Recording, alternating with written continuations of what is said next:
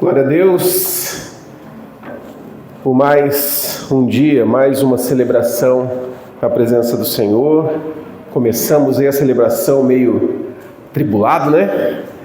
Sem luz, tudo apagado, sem perspectiva. Desci o púlpito para cá, falei, deixa eu ficar pronto, e corre para lá, ajeitar a luz, enchemos de vela aqui. O senhor Edgar falou sobre o Pentecostes, né? Hoje, dia de Pentecostes. E sabe, senhor Edgar, eu estava pensando aqui, acho que as faltas de luz era proposital, era para isso mesmo. Para a gente se situar naquele ambiente, né? Sem energia elétrica, com as velas, faltou as tochas assim, né? Mas enfim, íamos fazer um voz e violão aqui, né, Paulo?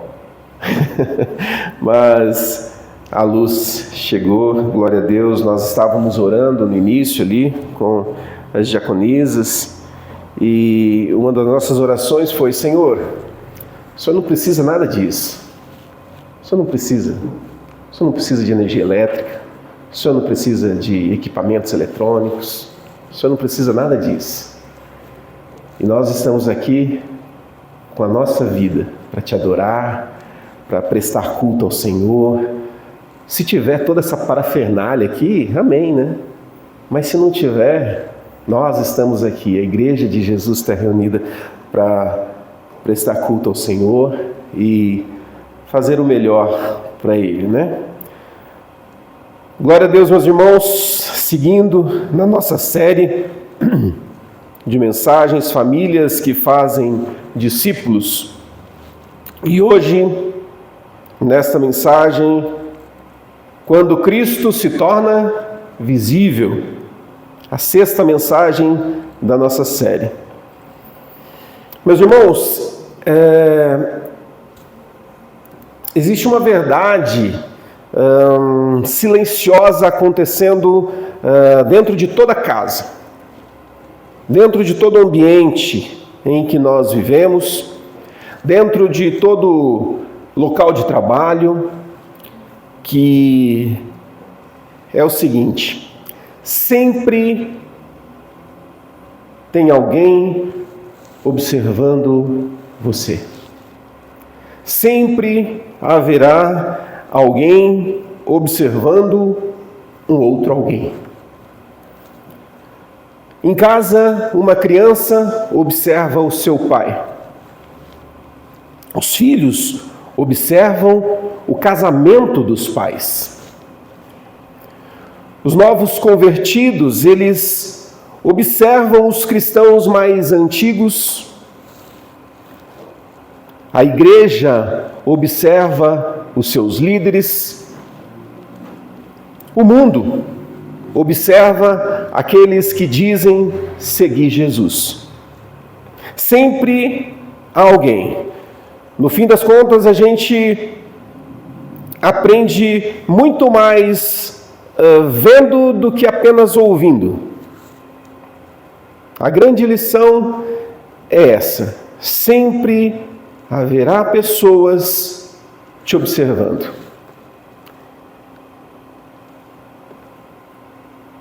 Porque palavras, elas podem ser esquecidas. Palavras ditas, elas podem ser, enfim, nem lembradas mais. As palavras, elas deixam marcas. O nosso comportamento também deixa marcas. A nossa maneira de falar, e aqui fazendo um link aqui com a nossa série de mensagens que nós estamos abordando a questão do discipulado, e discipulado a gente tem visto que é um caminhar, que é o caminhar de todo discípulo de Jesus. Fazendo esse link, a gente percebe que sempre há pessoas que estão sendo discipuladas pelo nosso comportamento, pelas nossas atitudes. Toda a vida, por toda a vida, nós estamos discipulando alguém, mesmo sem perceber. Mesmo sem perceber.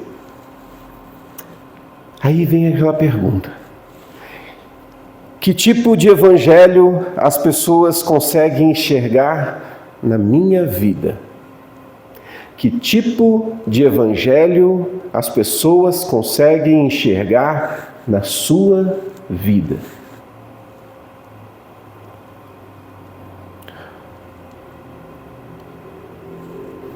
Todo momento, como eu disse, estamos discipulando. As nossas reações, elas discipulam. As nossas prioridades também discipulam. Nossa maneira de falar discipula. Nossa forma de tratar as pessoas discipula. Nossa vida dentro de casa discipula. E talvez hoje, nesse domingo de Pentecostes, isso fique ainda mais forte. Porque quando a gente pensa no Pentecostes, quando a gente pensa nessa data, geralmente a gente lembra automaticamente de Atos 2. O vento impetuoso, o Edgar leu no início aqui, o vento impetuoso, línguas de fogo, Espírito sendo derramado sobre a igreja, né? Mas o Pentecostes, ele não foi simplesmente um evento extraordinário, ele foi o começo de uma transformação visível. Uma transformação visível. Por quê? Porque homens medrosos, eles se tornaram testemunhas corajosas. Homens inseguros agora refletiam Cristo publicamente. Porque o Espírito Santo ele não veio apenas produzir momentos espirituais, ou aquele momento de arrepio, aquele momento de êxtase. Não, o Espírito Santo não veio para isso. O Espírito Santo veio para formar Cristo em pessoas comuns como eu e você. Grave isso no seu coração. O Espírito Santo veio formar Cristo em você. Não esqueça disso. Aprendemos muito mais vendo do que apenas ouvindo. Que tipo de evangelho pode ser visto na sua vida?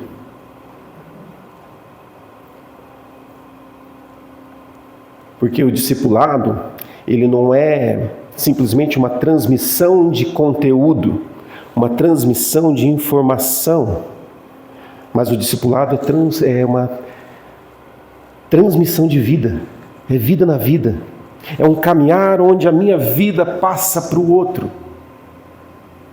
E daí você me pergunta, pastor, qual que é o texto dessa noite? É um versículo apenas. É um versículo apenas. Que está lá em 1 Coríntios 11, 1. Sejam meus imitadores, como também eu sou imitador de Cristo.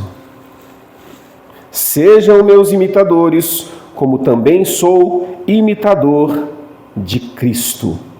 Paulo escreve ensinando justamente isso, que é vida na vida. E para a gente entender o peso dessa frase, para a gente entender exatamente isso que Paulo está dizendo aqui, a gente precisa entender o cenário de Corinto. Imagina uma cidade movimentada, imagina uma cidade rica, uma cidade influente, mas profundamente corrompida, profundamente envolta a sensualidade, ego, idolatria e por aí vai. E a igreja então vivia nesse contexto. E essa mesma igreja começa a refletir exatamente essa cultura. Havia divisões, competição, imaturidade. Havia um cenário totalmente contrário àquilo que Cristo queria para a sua igreja. Havia muita confusão moral, cristãos disputando status, pessoas mais preocupadas em aparecer do que parecer com Cristo. Essa era a realidade de Corinto. Essa era a realidade que a igreja estava inserida. E é justamente para essa igreja que Paulo escreve: sejam meus imitadores, como eu sou de Cristo. Paulo entendeu algo fundamental, que era justamente que em tempos de confusão espiritual, o evangelho ele precisa ganhar rosto. O evangelho precisa ganhar rosto.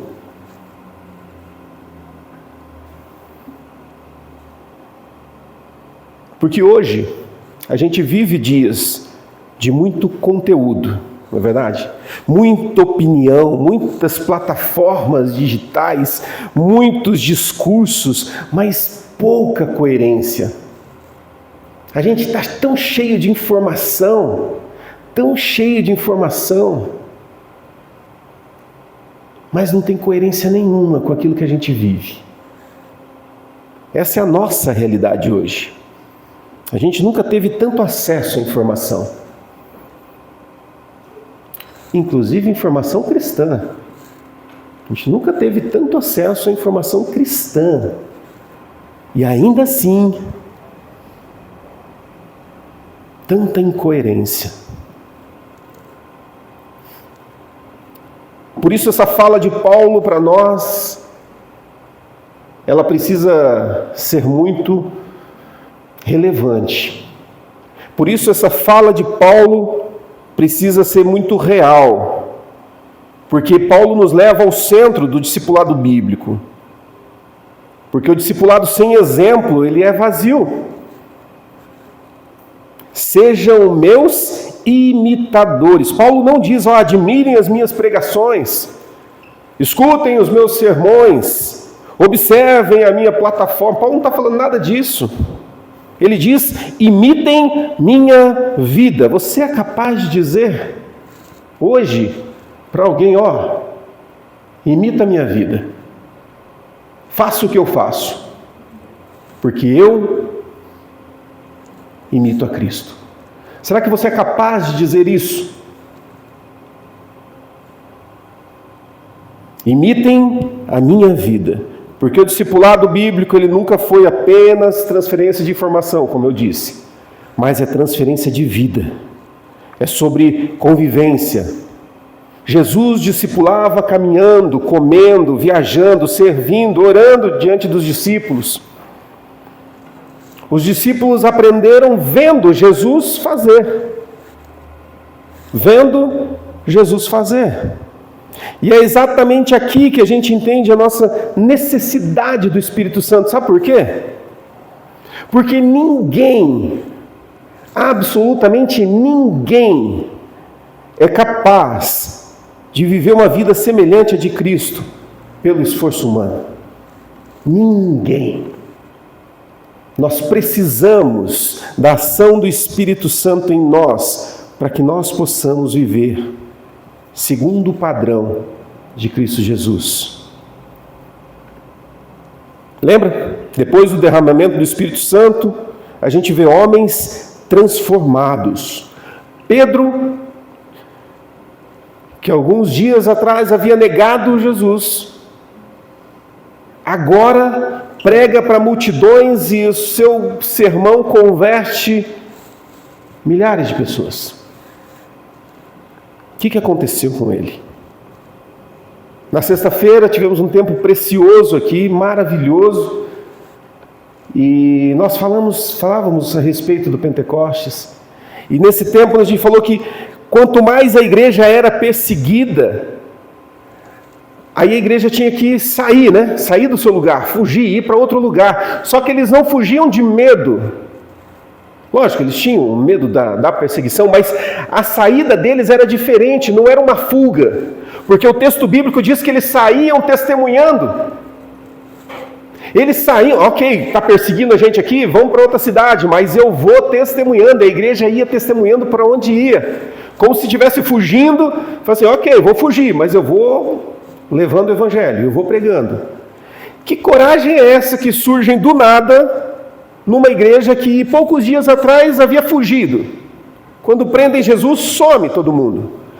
Cadê esse povo? Cadê esse povo que agora com o Espírito Santo se torna um povo diferente, que não tem medo, que está disposto a se tornar mártir, que está disposto a morrer pelo Evangelho? O que aconteceu?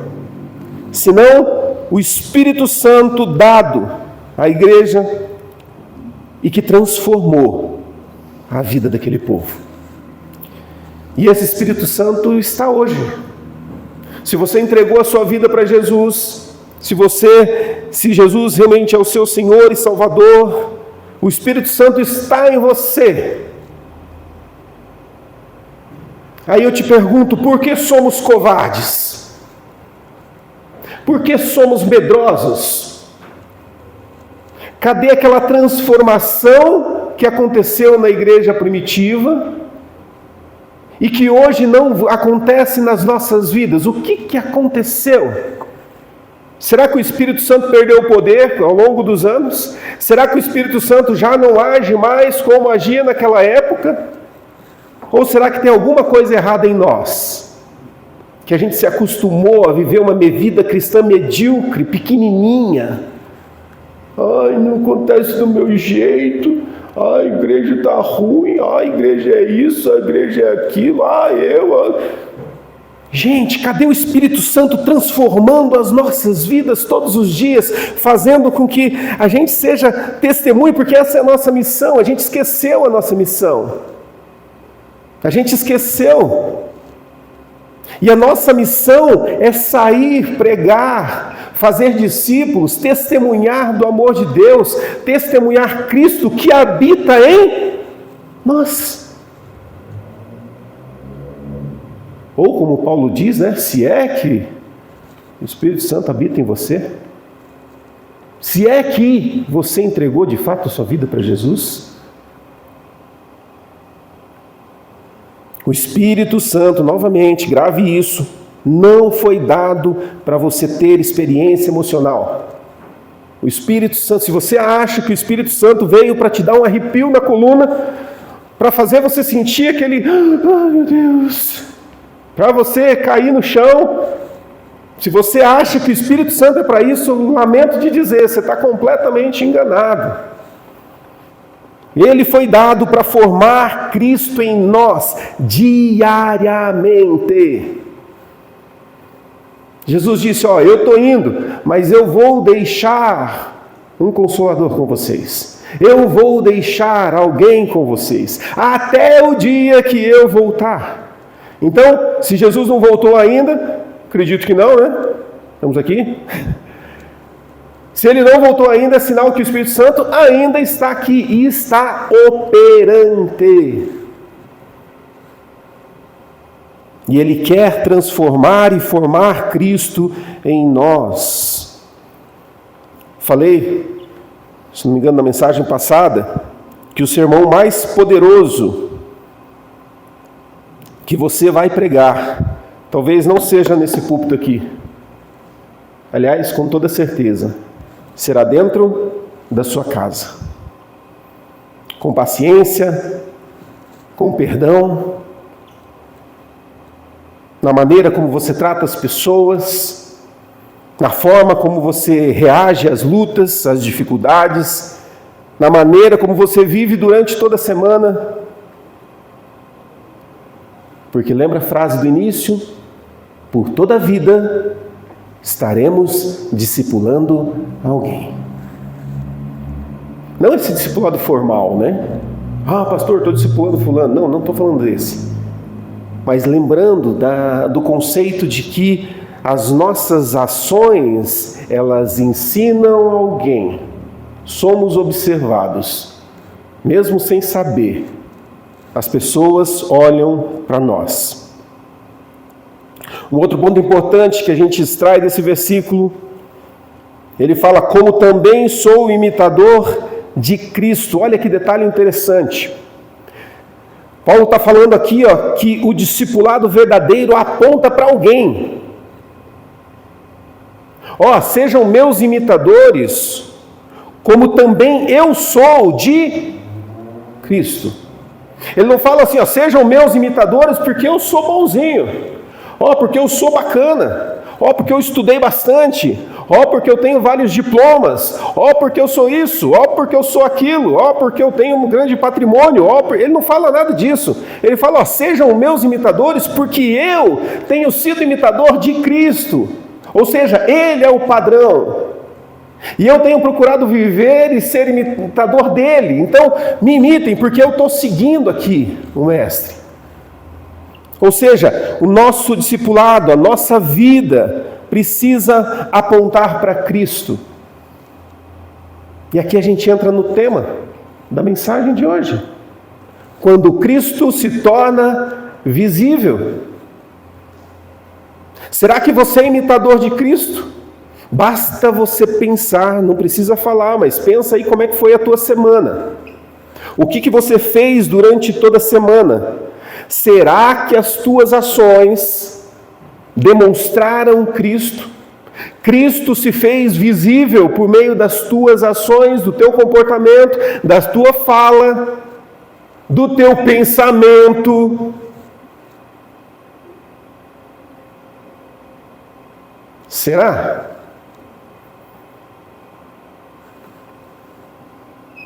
Paulo entendeu.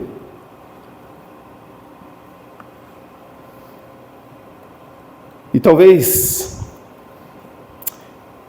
esse seja um dos maiores perigos dos nossos dias, né? A gente vive numa sociedade que idolatra personalidades, né? A gente vive numa sociedade onde o ego, ele ganha peso. A quantidade de seguidores que você tem nas redes sociais fazem você ser popular ou não.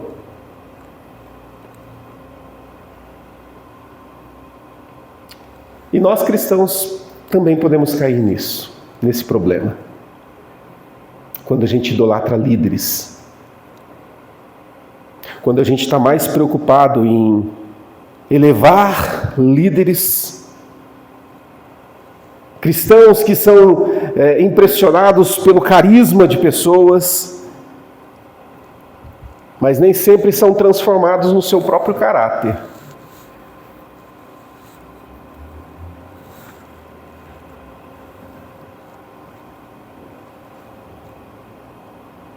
Jesus disse lá em João que o Espírito Santo glorificaria Cristo. Perceba que uma vida cheia do Espírito Santo, ela não vive para autopromoção, para mostrar para as pessoas como você é bacaninha, como você é uma pessoa legal. Não.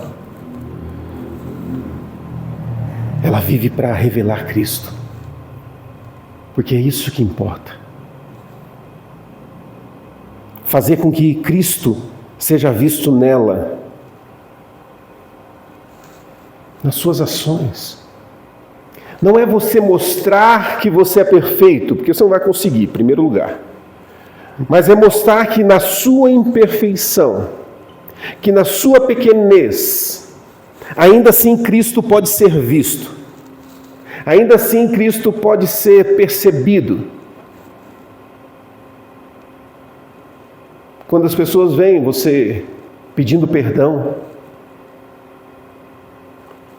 abrindo mão em função do todo, né? Não é mais os meus interesses, mas é o coletivo, e por causa do coletivo não importa aquilo que eu quero. É o dar a outra face, é você negar-se a si mesmo. A gente já falou isso em mensagens anteriores. Porque no fim das contas, meu irmão, minha irmã, o discipulado verdadeiro, ele não produz fãs de cristãos, mas produz seguidores de Jesus. E seguidor se importa com aquilo que o mestre se importa. Por fim,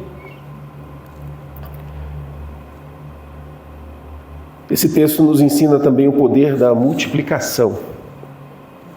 Porque o discipulado, ele deixa marcas. O discipulado deixa marcas. Na última mensagem, não sei quantos lembram, a gente viu que o discipulado precisa ser transmitido intencionalmente. Lembram? E agora Paulo nos mostra nesse texto aqui que aquilo que transmitimos não é apenas ensino, mas é vida.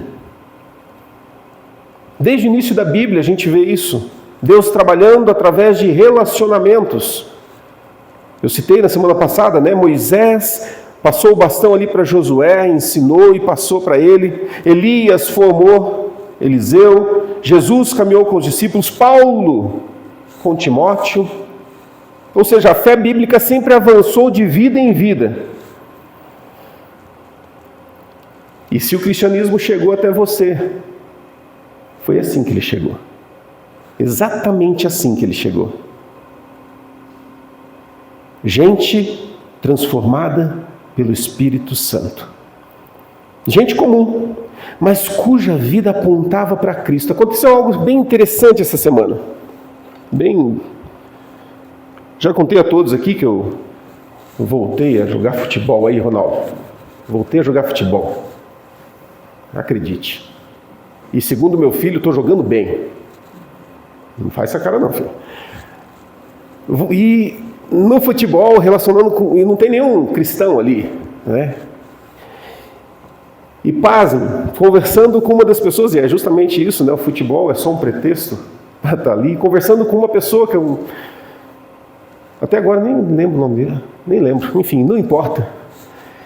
E sabe o que ele me disse? Nós estamos falando do que aqui?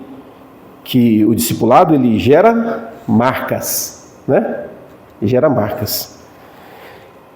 E nessa conversa com ele, ele falou assim: eu conheci um pessoal da tua igreja.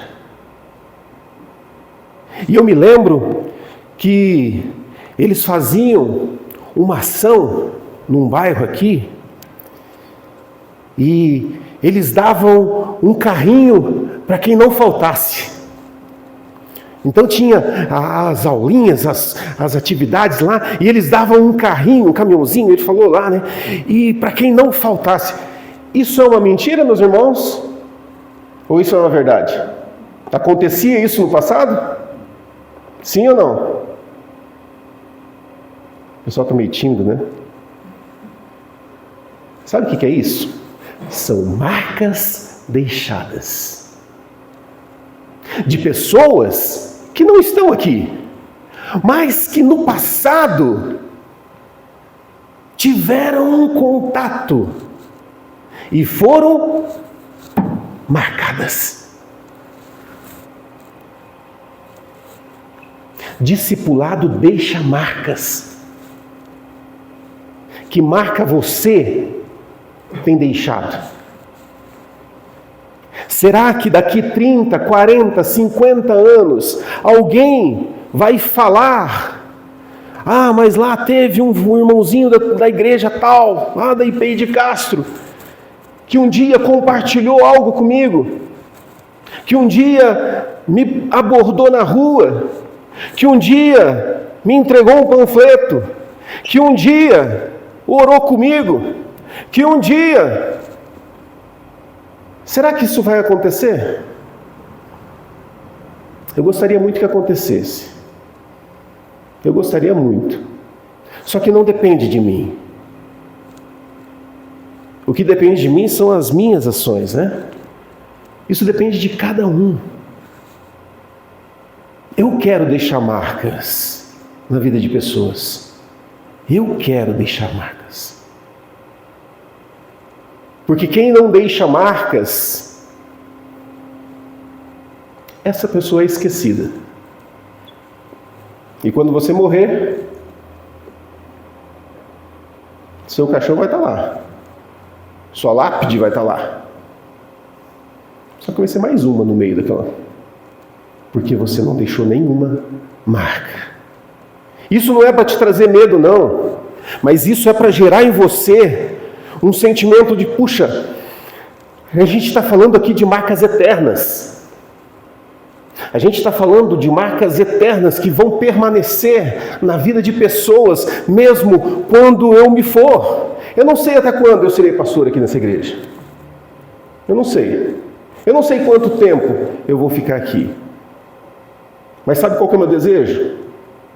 É que enquanto eu estiver aqui, eu quero deixar um legado nessa igreja. E o meu legado é gerar em você essa vontade e esse desejo de impactar pessoas. Confesso que quando eu vim para cá, eu tinha uma expectativa. Nossa, vamos fazer a igreja crescer. Essa era uma primeira motivação minha. Vamos fazer essa igreja explodir, no bom sentido. Vamos fazer ela. Mas hoje mudou. Hoje mudou. Tem sido muito ministrado, principalmente aí, nos últimos 12 meses, vamos colocar assim. Tem sido muito... Deus tem colocado pessoas graciosas ao meu lado e eu tenho sido muito edificado. E eu tenho desejado muito deixar um legado, ao invés de deixar números. Porque números passam, né? Números passam. Mas legado não. Legado não. Eu chegar lá na frente e olhar para trás e ver que a igreja está avançando cada vez mais, que a igreja está fazendo diferença na vida de pessoas, está impactando vidas. E eu, ao preparar a mensagem, eu encontrei incoerências na minha vida. Áreas onde eu preciso corrigir. Áreas onde, isso aqui eu preciso alinhar. E eu queria que isso também acontecesse na tua vida. Eu queria que você também encontrasse essas incoerências na tua vida. Talvez você olhe para si mesmo e pense, eu ainda falho. Eu ainda tenho áreas desorganizadas. Eu ainda estou longe daquilo que eu deveria ser. É verdade. Todos nós estamos nesse processo. Porque o Evangelho, ele não é sobre pessoas perfeitas. O Evangelho é sobre pessoas transformadas diariamente por Cristo. Diariamente por Cristo. Talvez essa seja a imagem mais bonita do Pentecostes. Deus pega homens comuns, homens que ninguém daria valor, e transforma.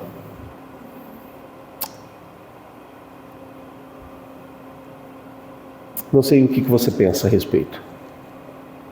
Eu não sei, eu sempre falo a respeito disso, né? A gente precisa dar uma resposta. Toda mensagem que você usa, você obrigatoriamente precisa dar uma resposta. Não para mim, para Deus. Eu não sei que resposta você quer dar.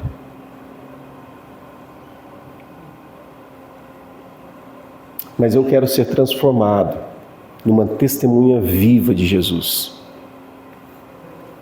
Pedro era impulsivo, Tomé era incrédulo, os discípulos eram medrosos. Mas quando o Espírito Santo passa a habitar neles, a mudança acontece. A transformação acontece. O que ninguém dava conta que poderia acontecer, isso acontece. Agora, Cristo pode ser visto nessa pessoa. E essa obra continua em nós.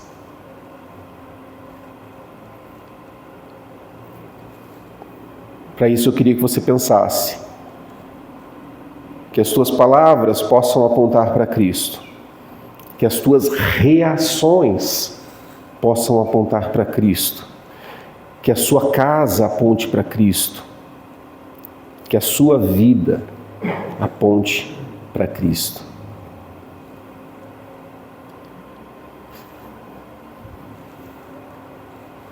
O que as pessoas, voltar à pergunta do início, né? O que as pessoas conseguem enxergar quando olham para você e para as tuas ações.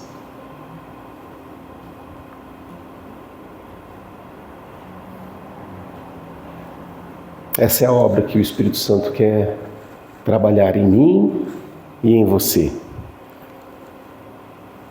Ele quer transformar a sua vida. Coloque-se de pé para fazer de conta que está acabando.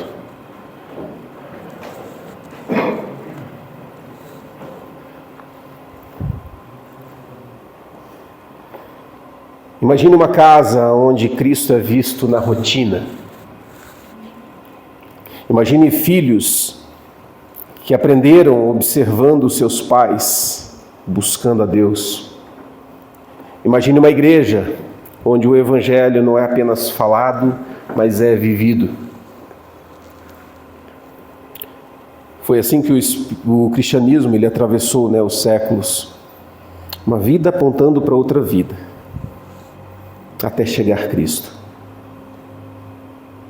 Então, talvez seja isso que Deus esteja chamando você a fazer. Não apenas falar sobre Jesus, mas viver. Porque o que a gente vê hoje é muitas famílias que estão muito cheias de si mesmo. Muito cheias dos seus eus, das suas crendices, dos seus achismos. E isso só afasta de Jesus. Só afasta. E não é isso que as pessoas não é Jesus que as pessoas vão enxergar nessas pessoas, nessas famílias. Precisamos ser famílias que vivem cheias do Espírito Santo, apontando continuamente para Jesus. Feche teus olhos. Senhor Jesus, eu te agradeço, Deus, por essa mensagem. Eu te agradeço, Deus, porque Tu és um Deus maravilhoso. Tu és um Deus tremendo, Tu és um Deus grande, Tu és um Deus que não falha.